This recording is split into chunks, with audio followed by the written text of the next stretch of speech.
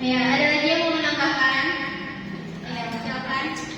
Perkenalkan, nama saya Cynthia Maria Puto dengan NPM 2212011424. Izin bertanya mengenai tadi pendapat Bayu di pasal 1 ayat 2 dalam perbedaan. Tadi Bayu menambahkan mengenai perbedaan antara KUHP nasional dan KUHP yang berlaku sekarang, yaitu di pasal 1 ayat 2 dalam menetapkan adanya tindak pidana dilarang menggunakan analogi. Nah, kalau misalnya di perbedaan berarti kalau misalnya di sini dilarang menetapkan tindak pidana dengan analogi, berarti sebelumnya boleh.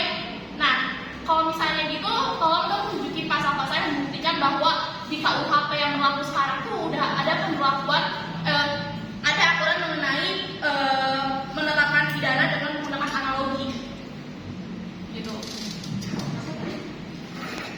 Jadi kan tadi itu Bayu menambahkan bahwa perbedaannya tuh adanya tidak dibolehkannya penggunaan analogi dalam menetapkan tindak pidana. Nah, berarti di KUHP yang berlaku sekarang tuh adanya pembolehan mengenai pemberlakuan analogi untuk menetapkan tindak pidana. Nah, itu dimensinya di mana? Gitu. Di KUHP yang berlaku sekarang. Oke, terima kasih. Ini mau kembali video? Atau ada teman-teman yang lain yang mau jawab? Saya juga masih awam. Ya, kalau misalnya ada yang tahu, apa? Karena pas belajar juga, jadi kalau ini sambil dicari ya. Oke, bentar ya. Oke, saya juga mau menambahkan terkait perbedaan yang ada di KUHP lama dan KUHP baru. Salah satunya tentang pertanggungjawaban bagi pelaku yang mengalami kecacatan jiwa. Dimana kalau misalnya kita lihat di KUHP tahun 1946 dinyatakan dalam pasal 44 bahwa penyandang cacat jiwa tidak dapat dimintai pertanggungjawaban sehingga tidak dapat dipidana. Sedangkan di KUHP nasional dinyatakan dalam pasal 39 pelaku yang mengalami kecacatan jiwa ini bisa dimintai pertanggungjawaban dan dapat dikenai tindakan bukan pidana. Ya. Gimana tadi?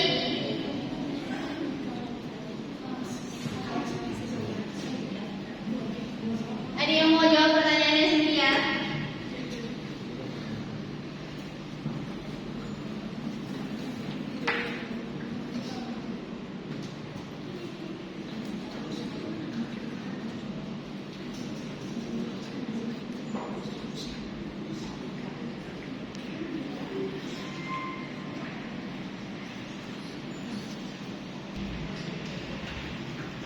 Oh ya, jadi ada yang mau menjawab pertanyaan dari siapa?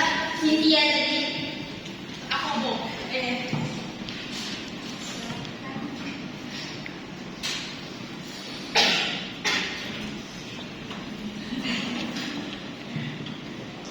Ya, jadi aku mau jawab aja pertanyaan Cynthia. Menurut aku, penafsiran analogi itu kalau kita lihat dari pengertian adalah penafsiran ketentuan dengan cara memberi kiasan berkata-kata yang tercantum dalam undang-undang sehingga suatu peristiwa yang sesungguhnya tidak termasuk dalam ketentuan menjadi termasuk berdasarkan analog yang dibuat. Jadi menurut aku bukan penafsiran analogi itu tadi KUHP yang itu ada contoh pasalnya gitu. Jadi kalau misalnya penafsiran analogi ini menurut aku adalah penafsiran yang dilakukan oleh hakim dalam menentukan suatu perkara. Jadi kalau misalnya ada suatu kasus yang sekiranya tidak ada ditemukan di dalam undang-undang, jadi hakim ini melakukan penafsiran analogi sehingga kasus ini bisa mendekati suatu pasal tertentu di dalam KUHP. Jadi nggak ada suatu contoh pasal di KUHP yang lama. Kalau misalnya penafsiran analogi itu ini contohnya gitu. Jadi itu yang penafsiran dilakukan hakim aja biar suatu perkara itu dalam memutuskan suatu perkara dia bisa mendekati suatu contoh tertentu di dalam KUHP.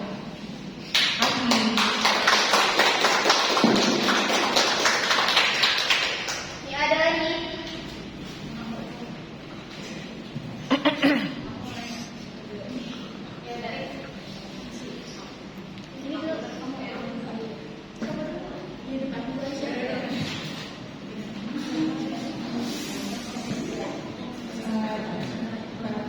Saya mulai dari Rusia, dari 2021 dan 2021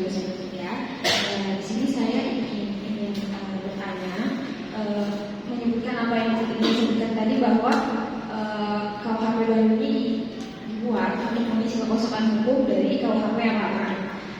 Sebagaimana disebutkan, salah satu contohnya adalah hukum adat atau living law atau hukum yang hidup di masyarakat.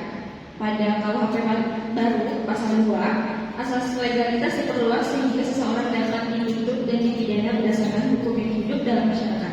Perluasan ini menimbulkan ketidakpastian hukum karena KUHP baru tidak memberikan pemahaman yang jelas tentang apa yang dimaksud dengan hukum yang hidup di masyarakat. Lalu jika dilihat pada pasal 2 ayat 3, di situ disebutkan bahwa ketentuan mengenai tata cara dan kriteria penetapan hukum yang hidup di dalam masyarakat diatur dengan peraturan pemerintah. Nah, yang menjadi pertanyaan saya adalah bagaimana keberlakuan hukum adat itu sendiri di dalam masyarakat adat jika hukum yang hidup di dalam masyarakat ini diatur di dalam peraturan pemerintah. Sekian, terima kasih. Mau jawab? Ya, silakan.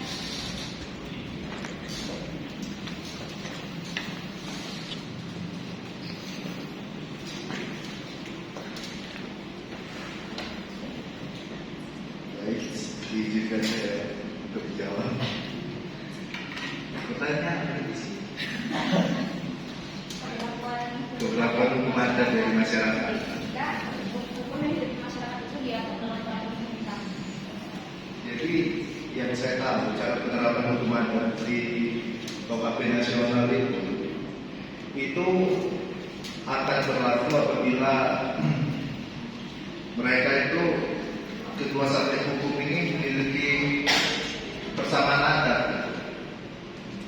Contohnya kayak gini, kalau orang Lampung yang kita tahu kalau kawin lari itu kan ada yang bilang itu sebuah penculikan. Padahal masyarakat Lampung sendiri menganggap itu sebagai adat mereka, kebiasaan. Nah, cara agar itu tidak menjadi sebuah tindak pidana, maka kedua belah pihak itu dari perempuan dan laki-laki itu harus satu suku. Maka hukum adat itu akan berlaku. Kalau dia contohnya berlainan, kayak seandainya saya melahirkan orang Jawa seandainya yang berbeda suku, itu nggak berlaku karena dia itu ada di pokoknya yang saya tahu hukum adat itu bakal berlaku kalau yang subjek hukumnya itu adatnya satu, nggak bisa beda adat. Gitu aja.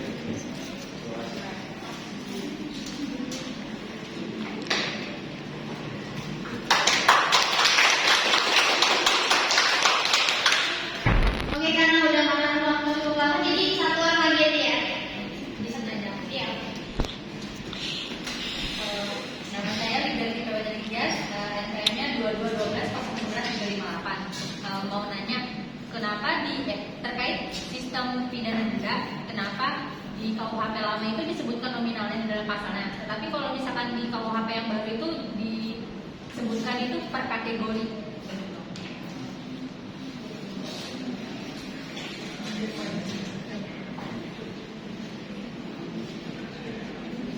Oke, nama saya tadi pertanyaannya Liberty. Ini menurut saya kan kalau di KUHP lama itu dia on point ya di mana?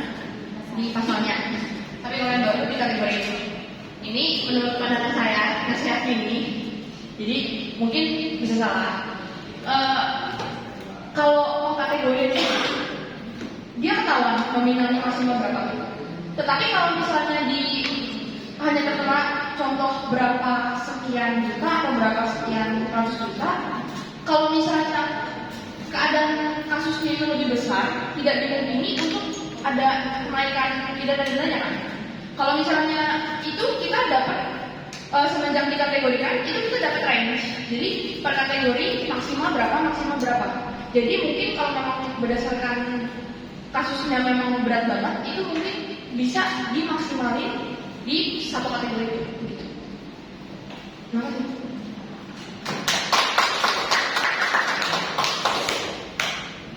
Jadi tadi itu terakhir ya.